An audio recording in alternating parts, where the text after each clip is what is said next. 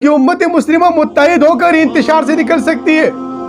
آج دین کو فیشن بنایا گیا ہے، آج دین کو فیشن بنا کے رکھا گیا ہے اور فرقوں کو رسم بنا لیا ہے۔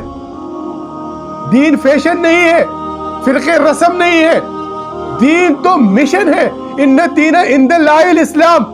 ہر ان رسموں کی طرف جانا ہے نہیں، ہم نے مشن کی طرف جانا ہے، وہ مشن جو اللہ رب العالمین نے آدم علیہ السلام کو حوالے کیا تھا، روحانیت کا مشن ہے۔ برادران اسلام، ابلیس کیا کہہ رہا تھا؟ ابلیس نے کیوں سجدہ نہیں کیا؟ اور ابلیس تو اس مشن کو رکاوٹ ڈالنے کے لیے اللہ سے کہتا ہے۔ اللہ نے اس سے کیا کہا پھر؟ اللہ سے کہتا ہے کہ میں ان کو گمراہ کروں گا۔ اللہ نے کیا فرمایا اس سے، ابلیس سے؟ کہ ان کو گمراہ نہیں کر سکتے۔ برادران اسلام، ہم نے ابن آدم بننا ہے، ہم بندگی کی طرف آ رہے ہیں۔ ان شیطانی طاقتوں سے گمراہ نہیں ہونا ہے، اس ظاہری قوتوں سے گمراہ نہیں ہونا ہے۔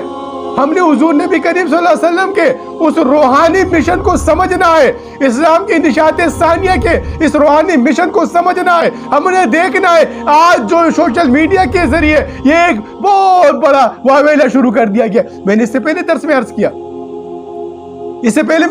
عرض کیا، کہ امت مسلمہ یہ کمپرومائز کی جا رہی، دیکھا جا رہا ہے کہ یورپ میں اتنی یونیورسٹیاں ہیں، مسلمانوں میں اتنی یونیورسٹیاں ہیں، یورپ میں اتنے جناب ایٹمی قوت ہے، یورپ میں اتنے تعلیم ہے، یورپ میں اتنی وہ ہے۔ اگر یورپ میں اتنی انسانیت ہے تو وہ محسن انسانیت نبی کریم صلی اللہ علیہ وسلم کی یہ گستاخی کیوں کر رہے ہیں؟ ارے وہ درندگی، ان کے اندر انسانیت نہیں ہے۔